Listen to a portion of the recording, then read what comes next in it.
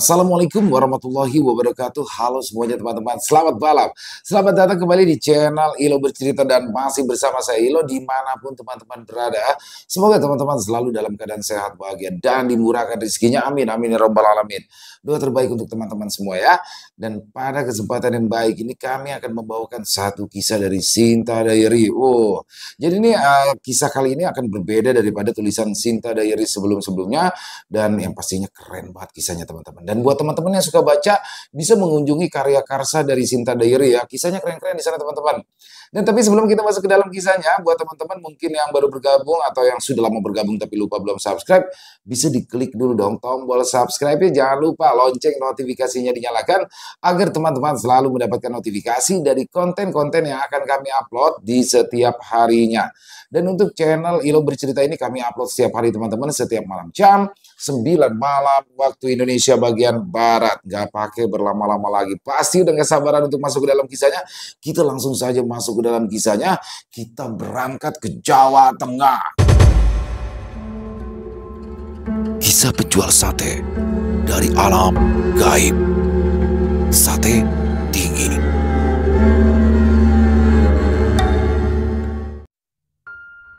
Dusun Giri Asi berada di sebuah lembah yang tersembunyi di balik pegunungan tinggi dengan udara yang selalu sejuk dan kabut tipis yang menggantung setiap pagi. Hanya ada satu jalan utama menuju dusun, berupa jalan setapak yang sempit dan berbatu membelah lebatnya hutan larangan. Di sepanjang jalan, pepohonan besar dengan akar-akar yang menjalar di tanah menciptakan suasana yang senyap dan gelap bahkan di siang hari. Suara burung hantu dan gesekan dedaunan sering terdengar, memberi kesan bahwa seseorang atau sesuatu selalu mengawasi.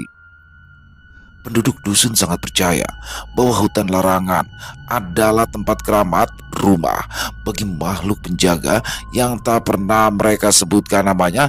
Aturan adat melarang siapapun berbicara keras atau sembarangan saat melewati hutan, terutama menjelang malam. Konon, ada suara-suara aneh yang bisa memanggil orang yang melanggar, membuat mereka tersesat tanpa jejak. Dusun Giri Asi sendiri adalah tempat yang cukup tenang, dihuni oleh sekitar 30 kepala keluarga. Rumah-rumah penduduk terbuat dari kayu dan bambu beratap rumbia berdiri berjauhan satu sama lain.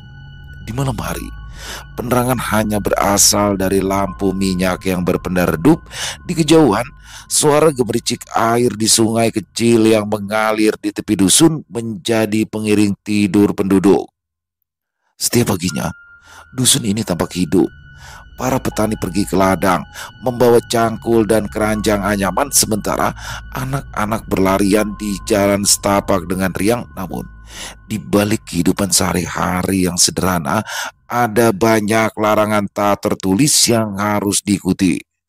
Penduduk jarang berbicara tentang hutan larangan, kecuali ketika mereka sedang berbagi cerita lama di malam hari, ditemani secangkir kopi panas di beranda. Hutan larangan bukanlah sekedar tempat yang penuh mitos, tetapi benar-benar menyimpan keanehan yang sulit untuk dijelaskan. Seorang warga yang bernama Pak Karta pernah mencoba menebang pohon di sana untuk kayu bakar. Ia kembali ke dusun dengan wajah pucat dan tangan gemetar, membawa cerita yang membuat bulu kuduk siapapun berdiri. "Kamu kenapa, Karta?" tanya Pak Joyo penuh penasaran. Aku cuma mau ambil satu batang pohon kecil, tapi pohon itu berdarah, Joyo. Seperti ada yang menangis dari dalam batangnya, balas Pak Karta dengan suara gemetar. Karta, kamu pasti ngigau. Mana mungkin pohon bisa berdarah? Ngawur kamu, Pak Joyo menyangkal. Kalau memang kamu tidak percaya, sana pergi sendiri dan lihat. Tapi jangan salahkan aku kalau kamu tidak bisa pulang, Pak Karta berbisik. Dan sejak kejadian itu, tidak ada satupun warga yang berani mengambil kayu dari hutan larangan. Bahkan sekedar berjalan di tepi hutan pada malam hari dianggap tindakan nekat. Ada satu cerita yang sering diceritakan oleh warga tua di dusun, termasuk Mbak Darman, seorang tetua yang dihormati. Ia pernah bercerita tentang seorang pendatang dari desa tetangga yang hilang di hutan larangan. Pendatang itu adalah seorang pedagang keliling. Kabarnya tidak mengikuti aturan dusun dan dengan percaya diri berjalan melewati hutan saat matahari sudah tenggelam. Orang itu keras kepala. Dia tidak mau dengar peringatan kami. Aku ingat betul, malam itu angin kencang berembus dan terdengar suara seperti orang menangis dari dalam hutan. Badarman melanjutkan. Lalu, apa yang terjadi setelah itu, Mbak? Ucap Bu Sarti mendengarkan. Dia tidak pernah kembali. Esok paginya, kami hanya menemukan barang dagangan yang berserakan di tengah jalan setapak, tapi tubuhnya tidak ada. Hanya ada jejak kaki yang mengarah ke dalam hutan, lalu hilang begitu saja. Badarman menyulut rokoknya sambil berbicara pelan. Ah, mungkin dia tersesat, lalu ditemukan warga desa lain, Mbak. Pak Joyo berusaha membenarkan. Kalau memang begitu, kenapa barang dagangannya ada di jalan, tapi tidak ada tanda-tanda ia kembali? Kamu pikir baik-baik, Joyo. Badarman menatap tajam. Sejak saat itu, cerita tentang pendatang yang hilang menjadi pengingat bagi siapa saja untuk tidak bermain-main dengan aturan adat. Ketika malam tiba, dusun berubah drastis. Suara jangkrik yang terdengar ramai di siang hari mendadak lenyap, tergantikan oleh keheningan yang memekakan telinga. Lampu minyak di rumah-rumah warga memberikan cahaya yang redup, menciptakan bayangan aneh di dinding bambu. Anak-anak diperingatkan untuk tidak keluar rumah setelah matahari tenggelam dan pintu selalu dikunci rapat-rapat. Sesekali ada suara-suara dari hutan yang membuat warga bergidik, derak ranting yang patah, desahan angin yang seperti berbisik, atau bahkan langkah kaki berat yang terdengar dari arah hutan larangan. Warga yang mendengar suara itu biasanya hanya berdiam diri, berdoa dalam hati, berharap apapun yang berada di luar sana tidak akan menghampiri. Pak, tadi aku dengar langkah kaki dekat pagar. Sepertinya bukan manusia, Bu Sarti mengatakan dengan serius. Sudah, jangan didengarkan. Kita sudah di dalam rumah. Kalau tidak diganggu, mereka juga tidak akan masuk, balas suami Bu Sarti sambil memeriksa pintu. Tapi Pak, tadi aku ngerasa seperti ada yang lihat kita dari jendela. Bu Sarti bulu kuduknya mulai merebak. Suaminya hanya diam, berusaha melihat tenang meski matanya terus mengawasi jendela di sudut ruangan. Dusun Giri Asi adalah tempat yang di luar terlihat damai, tetapi penuh dengan cerita tak terucapkan.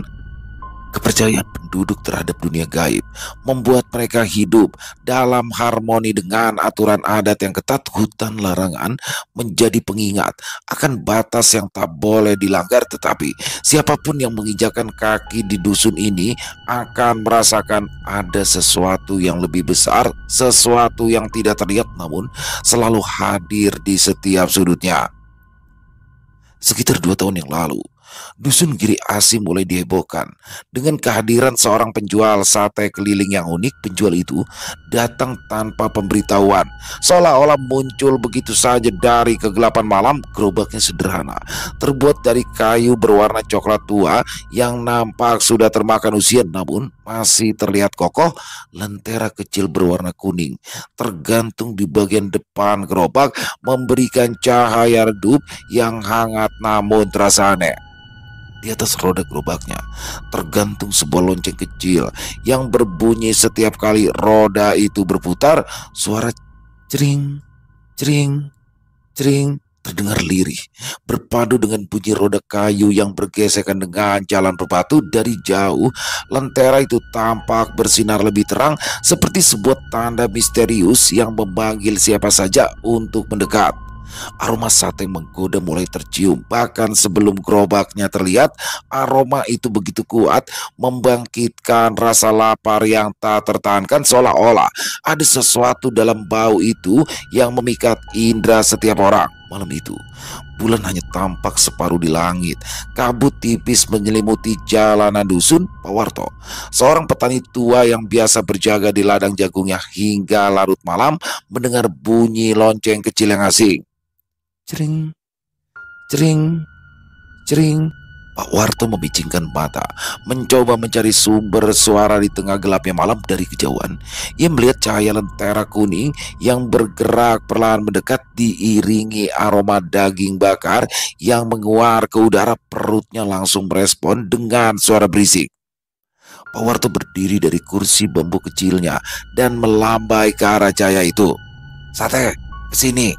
teriaknya. Suaranya menggema di keheningan malam. Gerobak itu berhenti di depan Pak Warto dan seorang pria dengan wajah ramah menyambutnya. Pria itu mengenakan topi bambu lebar, sebagian wajahnya tertutup bayangan.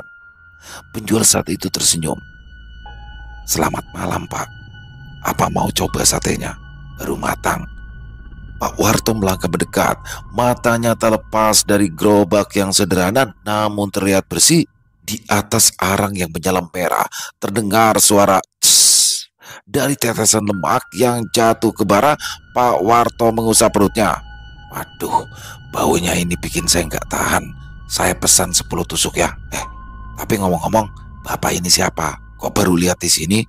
Penjual sate itu tersenyum kecil sambil membolak-balikan tusuk sate dengan gerakan terlatih. "Saya cuma pedagang keliling, Pak. Tidak punya tempat tetap. Malam ini kebetulan saja lewat sini." Pak Warto mengangguk, lalu ia mengambil tusuk sate yang disodorkan padanya. Saat gigitan pertama masuk ke mulutnya, matanya langsung melebar. "Wah, ini satenya kok enaknya beda ya. Rasanya itu kayak nggak biasa. Ini bumbunya apa, Pak? Jangan-jangan resep warisan nenek moyang?" Penjual sate itu tertawa kecil. "Itu cuma bumbu biasa, Pak. Rahasia dapur saja. Yang penting Bapak suka kan?" Pak Warto tertawa meski rasa penasaran tetap ada. Aroma sate itu memang berbeda dari sate biasa. Ada sesuatu yang membuatnya terasa sangat istimewa, hampir seperti ada sihir di dalamnya. Tapi ia terlalu sibuk menikmati sate itu hingga lupa bertanya lebih jauh. Hening malam kembali terasa. Setelah Pak Tinggi melanjutkan perjalanannya, suara gerobaknya yang khas kembali terdengar. Dari kejauhan, warga dusun lainnya mulai keluar dari rumah mereka. Lentera-lentera kecil menyala di beranda, memancarkan cahaya redup yang berusaha menembus gelapnya malam. Bau sate kembali menarik perhatian beberapa orang. Seorang pemuda berteriak dari kejauhan, "Pak Tinggi, Pak Tinggi, tunggu. Satenya 20 tusuk ya." Pak Tinggi berhenti, mengarahkan gerobaknya ke arah pemuda yang berjalan tergesa-gesa. Di pinggir jalan, beberapa warga lain mulai berkumpul. Bu Sarti berbisik pada suaminya, "Aneh ya, Pak. Bau satenya itu loh, enak sekali. Tapi kenapa aku kok ngerasa kayak ada yang gak beres gitu ya?" Pak Joyo menggeleng. Kamu itu kebanyakan baca cerita mistis. Itu cuma sate biasa. Lihat tuh, semua orang suka kok." Namun, tatapan Bu Sarti tetap terpaku pada gerobak itu. Lentera kuningnya tampak seperti mata yang memperhatikan setiap orang di sekitarnya.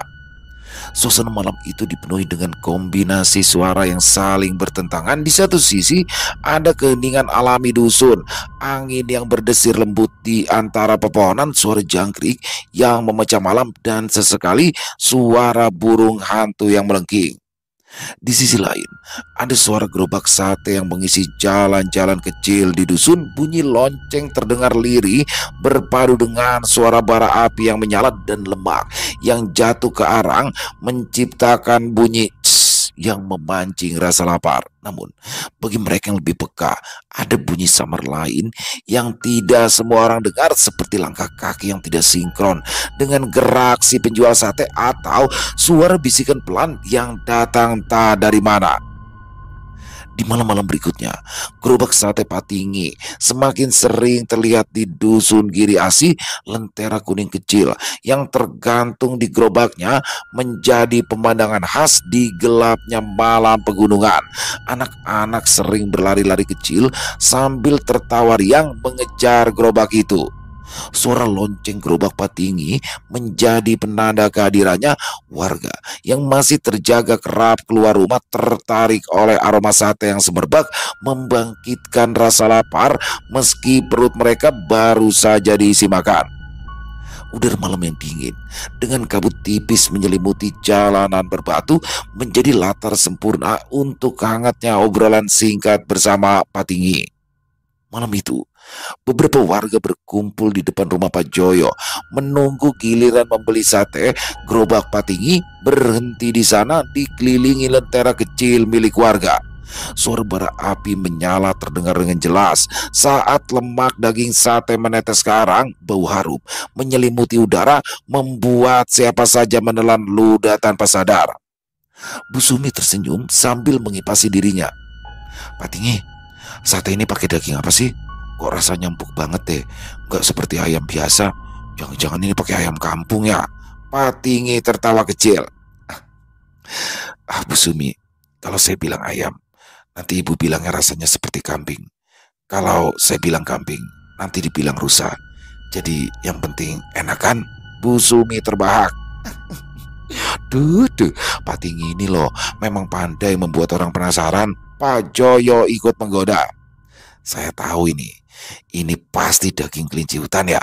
Jangan-jangan ini hasil berburu di hutan larangan. Patinggi hanya tersenyum, mengaduk-aduk satenya dengan tenang. Senyum itu membuat suasana terasa hangat meski samar-samar. Ada sesuatu yang tidak terjelaskan dari cara dia memandang. Patinggi menjawab dengan nada misterius. Kalau saya kasih tahu, nanti Pak Joyo malah tidak mau beli lagi. Semua orang tertawa, tetapi tawa itu menyimpan rasa penasaran yang tak berani mereka ungkapkan. Malam itu, di warung kopi kecil milik Bu Sarti, beberapa warga berkumpul seperti biasa. Warung yang terbuat dari kayu jati tua itu diterangi lampu minyak, memberikan cahaya temaram yang cocok untuk obrolan santai. Aroma kopi hitam yang baru diseduh bercampur dengan bau tembakau dari lintingan rokok Pak Warto. Pak Warto mengambil isapan rokoknya. Nama sate itu Sate Tinggi. Sebenarnya apa artinya ya? Saya rasa itu nama desa asalnya.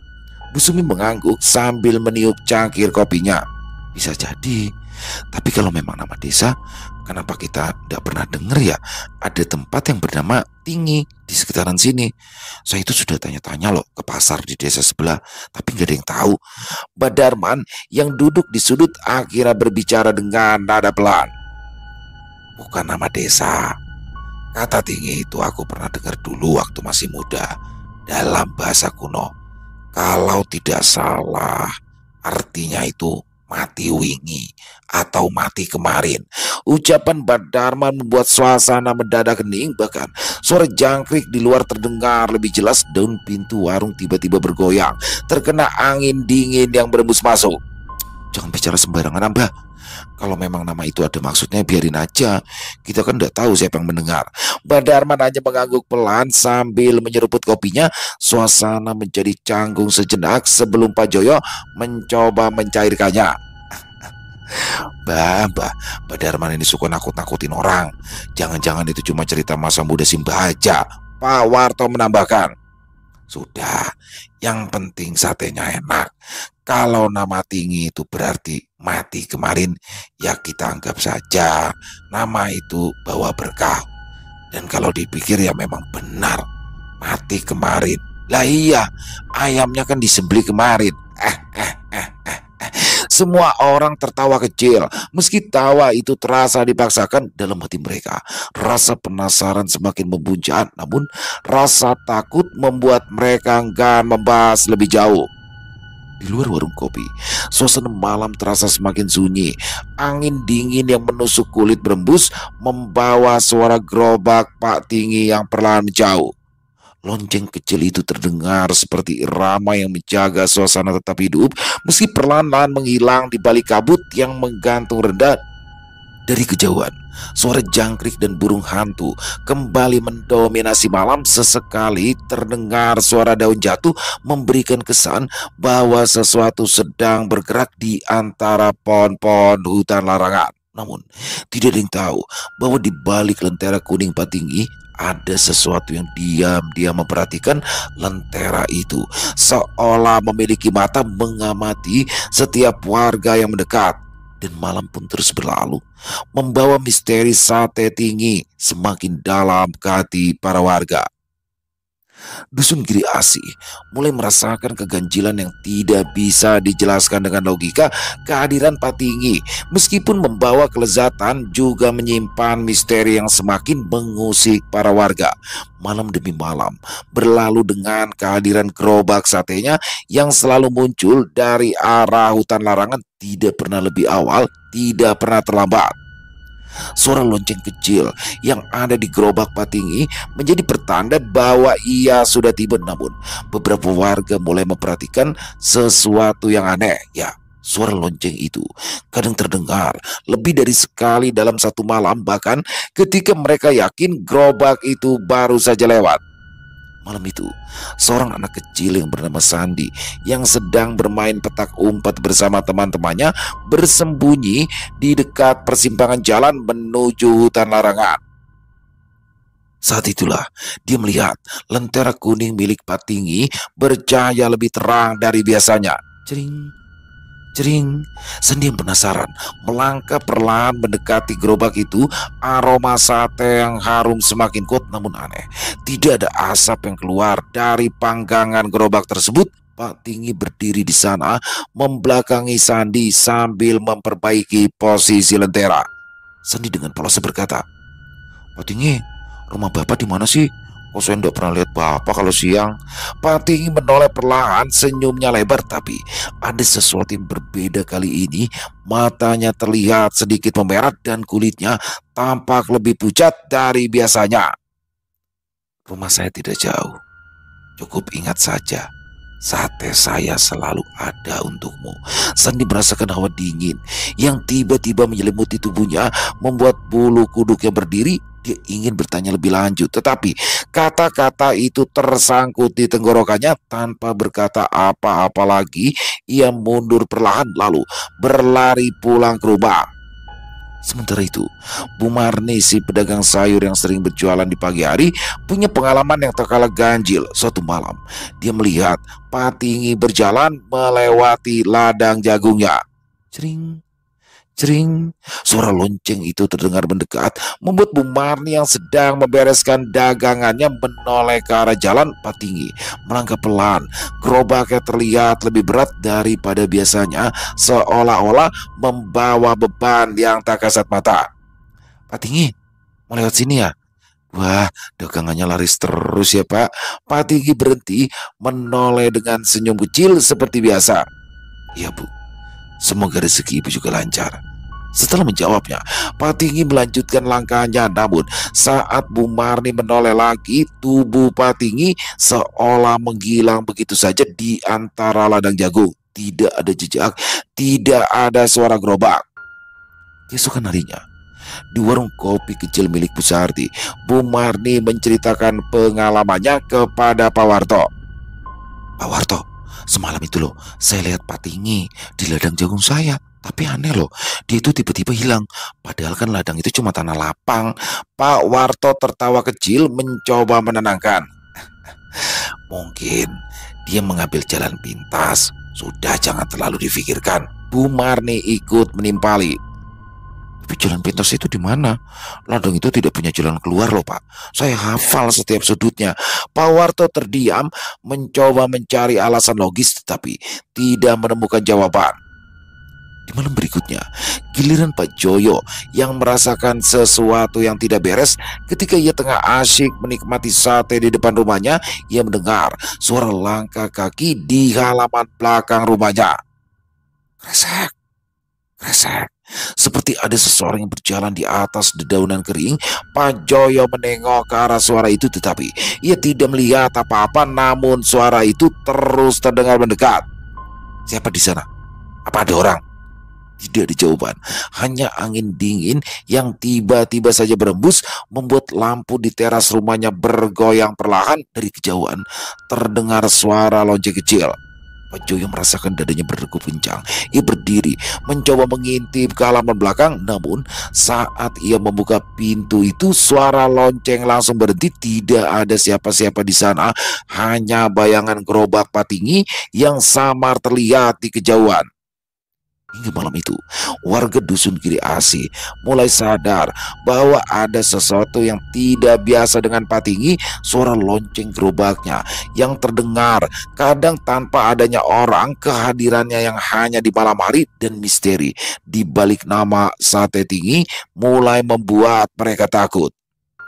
Beberapa warga yang penasaran mencoba membicarakan hal ini lebih lanjut, tapi setiap kali mereka melakukannya, hawa dingin yang aneh selalu menyelimuti mereka. Bahkan ada yang merasa seperti diawasi meskipun tidak ada siapapun di sekitaran. Malam itu, angin berembus pelan, membawa aroma sate yang menggoda ke seluruh penjuru dusun Giri Asi. Patinggi seperti biasa mendorong gerobaknya pelan. Lentera kuning menggoyang mengikuti irama langkahnya. Lonceng kecil di gerobaknya berbunyi lirih, tetapi cukup untuk membuat beberapa warga membuka pintu rumah mereka. Bu Sarti yang sedang menyiapkan teh hangat tiba-tiba menghentikan kegiatannya. Aroma sate itu menerobos masuk meskipun pintu dapurnya tertutup rapat. Bu Sarti membatin, kenapa harum sekali malam ini? Lebih kuat dari biasanya. Di rumah lain, Badarman yang duduk di terasa sambil menghisap rokok lintingan mulai merasa mual. Aroma sate yang biasanya menggugah selera kini terasa terlalu menusuk hidungnya. Ada yang tidak beres ini. Ini bukan aroma sate biasa, ujar Badarman berbisik. Ia berdiri perlahan, mencoba mencari arah datangnya aroma itu. Namun, meskipun tidak ada angin yang cukup kuat, aroma tersebut terasa semakin mendekat seperti mengepung rumahnya. Keesokan harinya, obrolan di warung kopi kecil milik Bu Sarti kembali membahas Patinggi. Kali ini, warga mulai mengeluhkan sesuatu yang aneh tentang aromanya. Bu Marni mengatakan, saya itu suka banget loh satenya, tapi aneh. Akhir-akhir ini baunya itu terlalu kuat. Saya sampai kebangun tengah malam karena mimpiin tentang sate. Pak Warto tertawa.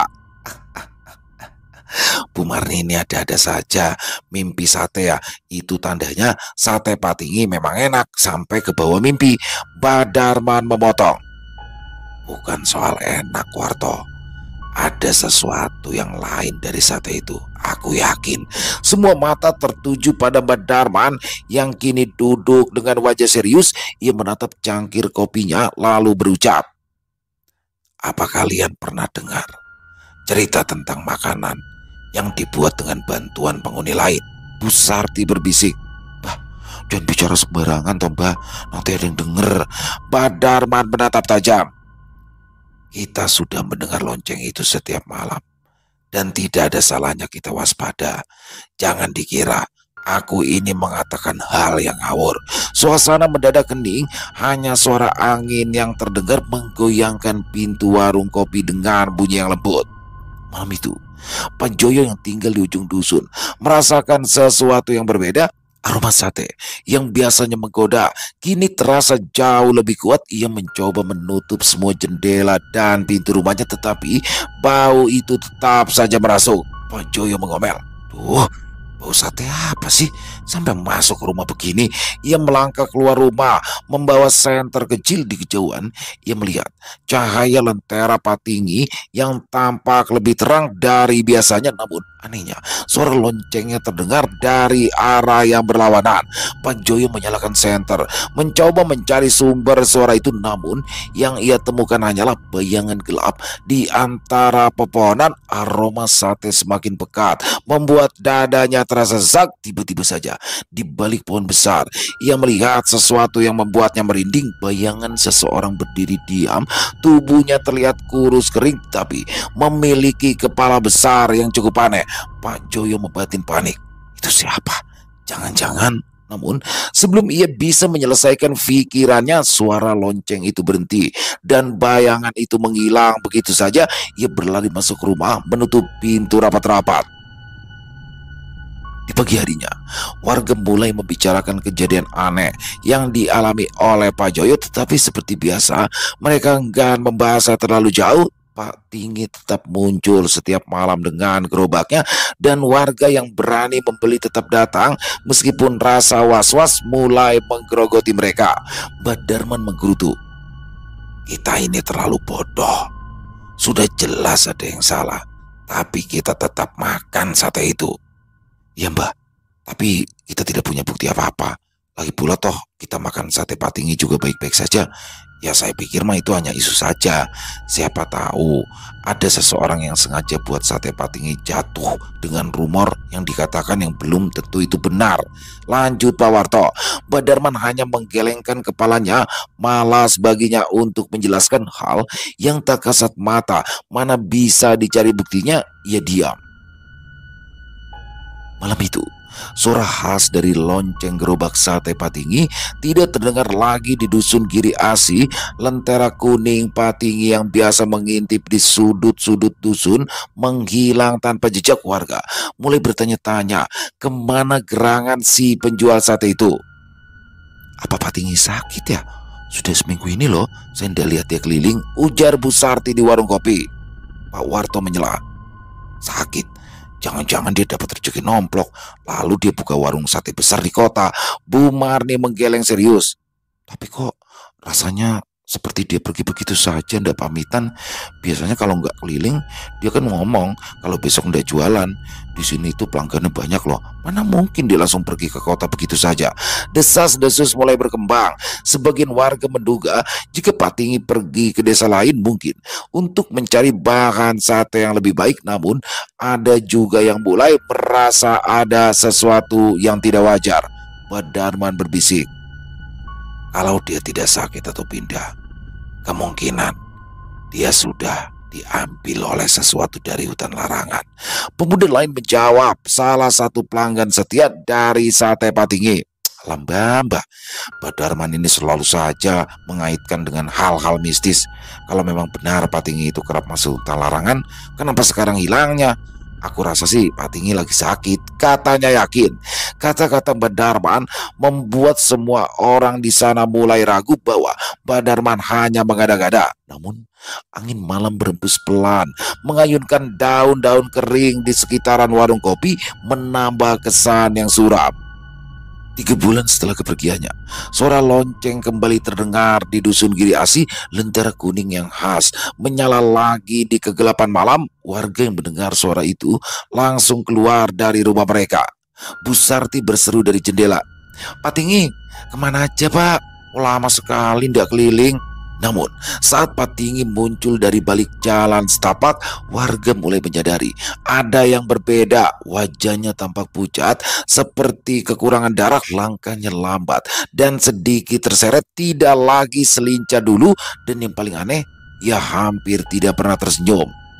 Pak Warto bercanda, "Wah, Pak Tinggi jangan-jangan sedang liburan ya? Tapi kok agak kurusan sekarang ya Pak?" Pak Tinggi menjawab singkat, "Dari perjalanan jauh Pak, banyak yang harus saya urus." Dialog itu membuat warga terdiam sejenak. Biasanya Pak Tinggi akan tertawa kecil atau melontarkan candaan balik, namun kini ia hanya melanjutkan mendorong gerobaknya seperti tidak ingin bicara lebih banyak. Meski begitu, sate Pak Tinggi kembali dinikmati. Rasanya jauh lebih enak daripada sebelumnya. Dagingnya lebih empuk, bumbunya lebih meresap, dan aromanya semakin menggoda. Bahkan beberapa warga mengaku merasakan rasa yang baru seperti campuran rempah-rempah yang sulit dikenali.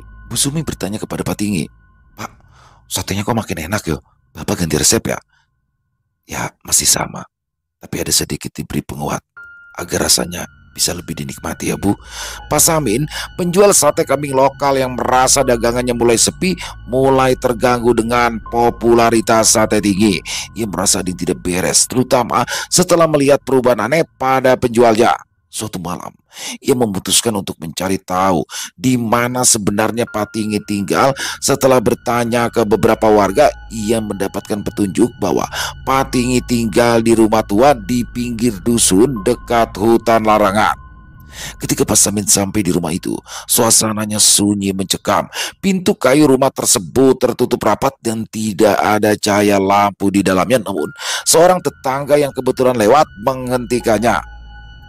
Pak Samin, mau apa di sini? "Ah, mau cari Pak Tinggi. Katanya dia tinggal di sini." Tetangga itu terdiam sejenak lalu menjawab dengan raut wajah serius. Pak Tinggi? Pak Tinggi sudah meninggal 3 bulan yang lalu. Istrinya juga sudah pergi entah kemana. Dek, berita kematian Pak Tinggi menyebar cepat ke seluruh dusun. Banyak para pelanggan setianya yang tidak percaya dengan kabar tersebut. Apalagi mereka masih melihatnya berjualan setiap malam. Bu Marni di warung kopi yang mendengar berita itu langsung mengatakan, "Tidak mungkin Pak Tinggi meninggal. Wong saya baru beli sate seminggu yang lalu kok. Pak Tinggi masih sehat-sehat aja." Ini pasti ulah Pak Samin ini. Dia itu mau jatuhin saingannya. Namun beberapa warga mulai merasa gelisah, terutama mereka yang memperhatikan perubahan aneh pada Pak Tinggi sejak ia kembali. Badarman berbicara serius. "Aku bilang juga apa? Sate itu bukan sate biasa. Dan Pak Tinggi mungkin dia bukan manusia lagi." Kata-kata Badarman membuat suasana semakin tegang. Tidak ada yang berani menyangka, tetapi tidak ada yang benar-benar percaya juga. Malam harinya, ketika lonceng cering cering kembali terdengar, tidak semua warga berani keluar. Beberapa hanya mengintip dari jendela, memperhatikan sosok Pak Tinggi yang mendorong gerobaknya perlahan di bawah sinar bulan. Lentera kuningnya kini tampak lebih redup, tetapi tetap menyala seperti nyala api yang enggan padam. Saat itu, seorang warga mengaku melihat bayangan lain di belakang Pak Tinggi. Bayangan itu besar, berbentuk seperti sosok yang mengerikan, namun tidak memiliki wajah. Warga itu hanya bisa berteriak dalam hati, tak sanggup bergerak atau bersuara. Malam itu, angin berhembus dingin ketika Raffi, seorang pemuda pemberani, pulang dari dusun tetangga setelah menghadiri acara syukuran. Langit gelap pekat tanpa bulan, hanya diterangi bintang-bintang yang redup. Sepanjang jalan setapak menuju dusun Giri Asi, suara jangkrik dan desiran daun menjadi satu-satunya teman perjalanannya. Tiba-tiba saja dari kejauhan terdengar suara lonceng yang khas. Raffi menghentikan langkahnya. Ia melihat lentera kuning yang biasa digantung di gerobak sate Pak Tinggi berayun perlahan di tengah kabut tipis. Gerobak itu berhenti di sisi jalan di bawah pohon besar. Pak Tinggi terlihat duduk di bangku kecil di samping gerobaknya, membungkuk sambil memotong sesuatu dengan pisau besar. Raffi yang penasaran mendekati gerobak itu. Semakin dekat, aroma sate yang biasanya menggoda terasa lebih menyengat, bercampur dengan bau logam seperti besi karat. Raffi mencoba bersikap biasa saja. Raffi berteriak kecil, "Pak Tinggi, malam-malam begini masih ada Pak? Biasanya udah habis." Pak Tinggi tidak menjawab. Ia hanya terus memotong daging di depannya. Gerakannya perlahan namun mantap. Cahaya lentera kuning menyinari tangannya yang penuh dengan noda merah gelap yang Raffi yakini itu sebagai darah. Ketika jarak mereka tinggal beberapa meter, Raffi memperhatikan sesuatu yang aneh. Kulit wajah Pak Tinggi tampak pucat kehijauan seperti seseorang yang sudah lama terendam air. Matanya kosong, seperti tidak memiliki bola mata, hanya putih seluruhnya. Bibirnya menghitam dan setiap kali ia menggerakkan pisau terdengar bunyi yang tajam. Raffi berdiri membeku, namun yang membuatnya nyaris kehilangan akal sehat adalah daging yang sedang dipotong-potong itu bukanlah daging biasa, melainkan potongan tangan manusia yang jelas terlihat dengan jari-jari utuh. Raffi berbisik gemetar, "Bukan, ini bukan nyata." Pak Tinggi tiba-tiba menghentikan gerakannya. Ia mendongak perlahan, menatap langsung ke arah Raffi. Suaranya berat, seperti berasal dari dalam gua. "Mau coba sate spesial?" Saat itu bayangan besar muncul di belakang Pak Tinggi, membentuk sosok menyeramkan yang tidak memiliki wajah, hanya rongga kosong. Angin berdesing kencang membuat daun-daun berguguran. Raffi berteriak, tetapi suaranya langsung tercekat. Kepalanya terasa ringan, pandangannya mengabur, lalu semuanya menjadi gelap. Ia pingsan di tempat. Kabar tentang Raffi yang ditemukan pingsan di tepi jalan menyebar cepat di dusun ketika siuman ia hanya bisa menangis dan menceritakan kejadian mengerikan yang dilihatnya. Warga menjadi gempar. Kepala dusun Giri Asi memutuskan untuk menyelidiki bersama dengan beberapa orang. Malam itu mereka berkumpul di balai dusun, bersiap-siap membawa lampu petromak dan juga tongkat untuk berjaga-jaga. Kepala dusun mengatakan dengan tegas, "Kita harus mencari tahu kebenarannya. Kalau memang ada yang aneh dengan Patinggi, kita tidak bisa membiarkan ini berlanjut. Entah benar apa yang tidak dikatakan oleh Raffi. Tapi mengenai isu-isu yang tersebar, kita harus meyakinkan sebelum terlambat." Bu Marni dengan takut-takut menjawab, "Tapi Pak, kalau benar dia sudah meninggal, lalu siapa dong yang jualan sate setiap malam?" Suasana menjadi sunyi, hanya suara desiran angin di luar yang terdengar. Pak Joyo menelan ludah, lalu berkata, "Itu yang akan kita cari tahu. Semuanya tenang, jangan panik." Mereka mulai menyusuri jalan menuju rumah Patinggi di pinggiran dusun, tempat yang selama ini dianggap tidak berpenghuni. Rumah tua itu terlihat suram, dengan jendela-jendela kayu yang retak dan cat yang mengelupas. Rumput liar mulai tumbuh di sekelilingnya. Pak Joyo berbisik kepada Pak Warto, "Kenapa rumah ini seperti sudah lama tidak dihuni ya?" Mereka mengetuk pintu kayu rumah itu, tidak ada jawaban. Ketika mencoba mendorongnya, pintu itu terbuka dengan perlahan. Di dalamnya, mereka hanya menemukan ruang kosong yang dipenuhi debu dan sarang laba-laba. Tidak ada tanda-tanda kehidupan. Namun, di sudut ruangan ada meja kecil yang di atasnya terletak foto keluarga. Foto itu sudah pudar, tetapi salah satu pria di dalam foto itu jelas adalah Patinggi. Pak Warto membungkuk, mencoba membaca tulisan di bawah foto. Patinggi dan keluarga, tahun 1967. Semua orang saling pandang bingung. Patinggi yang mereka kenal tidak mungkin berusia lebih dari 90 tahunan. Kabar dari Pak Samin, Patinggi meninggal beberapa bulan lalu, tapi foto di atas, jika dihitung waktunya, Patinggi seharusnya berumur lebih dari 90 tahun, sedangkan Patinggi yang sering mereka jumpai berumur sekitar 40 tahunan. Kita periksa ke pemakaman. Kalau benar kata warga, kita harus memastikan ini semua. Di pemakaman desa, mereka menemukan sebuah makam tua dengan batu nisan berlumut. Tulisan di nisan itu membuat mereka terdiam. Tugi alias Tinggi meninggal 12 Desember 1967. Meninggal puluhan tahun yang lalu. Lalu, siapa yang selama ini berjualan sate? Memang benar, berapa bulan yang lalu rumah itu dihuni oleh sepasang suami istri, namanya dikenal Tinggi juga. Tapi tidak ada yang tahu pasti keberadaan mereka. Ada yang mengatakan Patinggi meninggal beberapa bulan lalu, kemudian istrinya pergi. Tapi ada juga yang mengatakan bahwa rumah tersebut sudah lama kosong. Tapi ada seseorang yang sering datang sekedar membersihkan di sekitaran rumah tua itu. Angin dingin mendesir kencang, membawa bau busuk yang tiba-tiba saja menyengat. Lampu petromak mereka berkedip-kedip dan suara samar terdengar dari arah hutan di belakang makam. Cering, cering. Mereka semua membeku, menatap ke arah suara itu. Lentera kuning Patinggi terlihat berayun pelan di kejauhan, bergerak mendekat perlahan. Pak Joyo berteriak, "Lari!" Semua orang beramburan meninggalkan makam, meninggalkan misteri yang semakin mencekam. Namun malam itu tidak ada satupun dari mereka yang bisa tidur nyenyak, dihantui bayangan Patinggi dan aroma sate yang kini terasa begitu mengerikan. Setelah kejadian di pemakaman, Pak Joyo mendatangi Mbah Suro, sesepuh dusun yang sering dianggap penjaga tradisi dan pengetahuan kuno. Di rumah bambu sederhana miliknya, Mbah Suro sedang merapal doa di depan dupa yang mengepul. "Mbah, saya ingin bertanya soal nama Tinggi. Apa Mbah tahu artinya?" Mbah Suro menatap Pak Joyo dengan mata yang tajam, lalu mengangguk pelan. "Tinggi berasal dari kata kuno. Orang dulu bilang artinya mati wingi. Kalau diartikan itu berarti meninggal kemarin. Kenapa kamu bertanya soal itu?"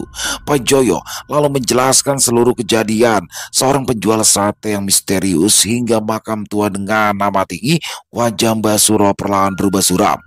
Mbah Suro berbisik, hampir tak terdengar, "Jiwa yang mati tidak wajar kadang kembali untuk menyelesaikan dendam atau sekedar terjebak di antara dunia? Apa kau yakin sate itu hanya sate biasa? Pak Joy terdiam. Ia teringat aroma sate yang terlalu kuat, terlalu menggoda, namun membawa rasa gelisah yang tidak pernah ia sadari sebelumnya. Jika namanya Tinggi dan kau yakin dia gentayangan, maka ada sesuatu yang belum selesai. Kau harus hati-hati. Yang kembali bukan lagi manusia.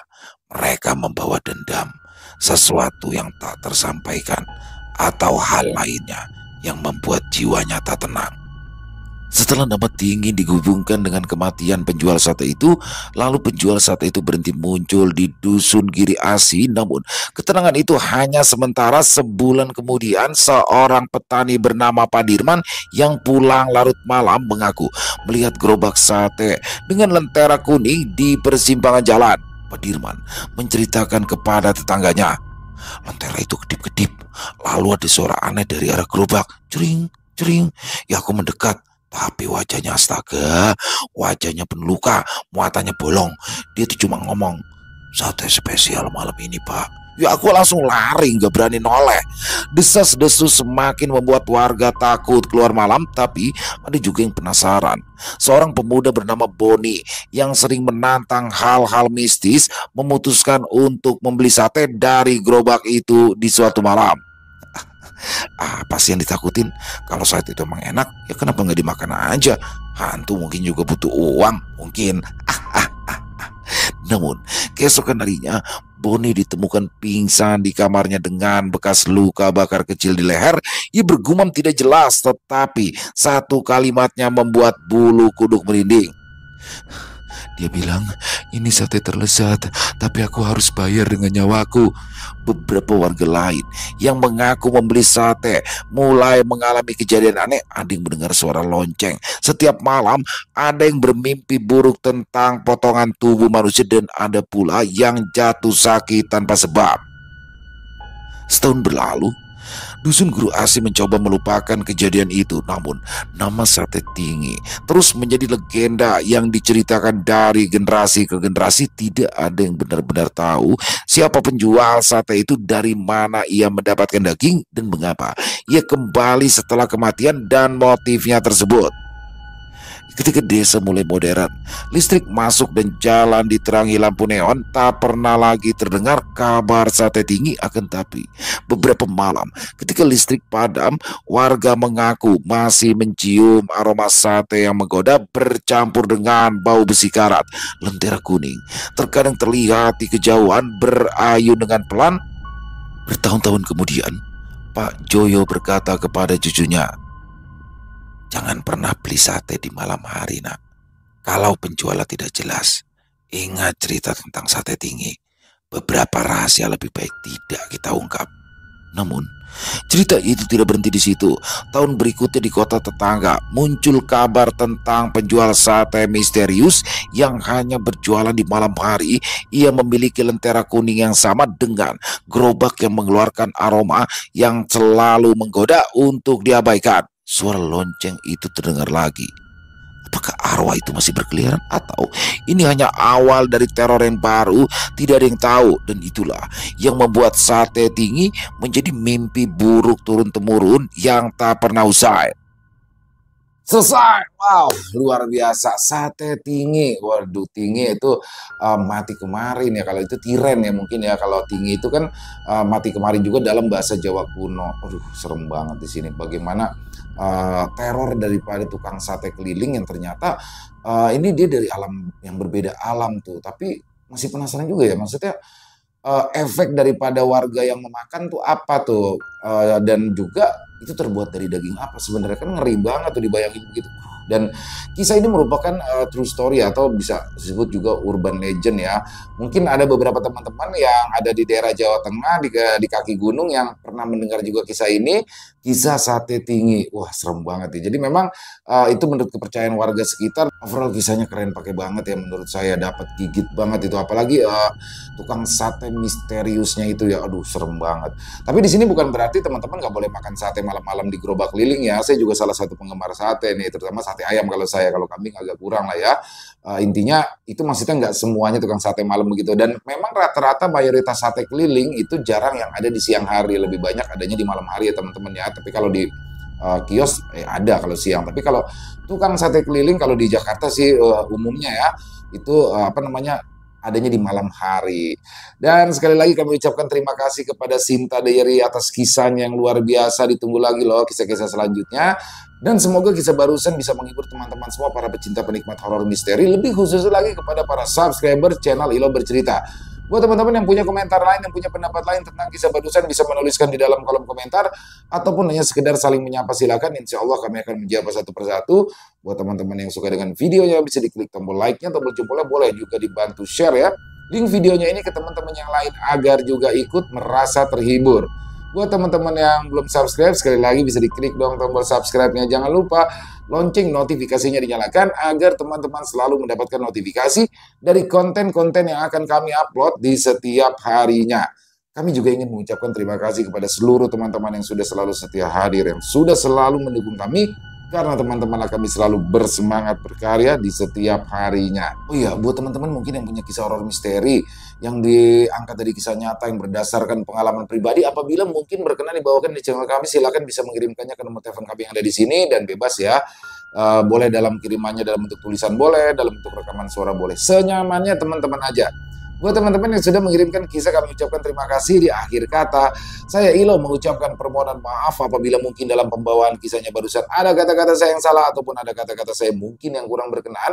Saya mohon dibukakan pintu maaf yang seluas-luasnya. Sampai berjumpa lagi di konten-konten kami selanjutnya yang pasti tidak kalah serunya, yang pasti tidak kalah horornya. Masih bersama saya Ilo di channel Ilo Bercerita. Salam sehat, sukses, bahagia selalu untuk kita semua. Assalamualaikum warahmatullahi wabarakatuh.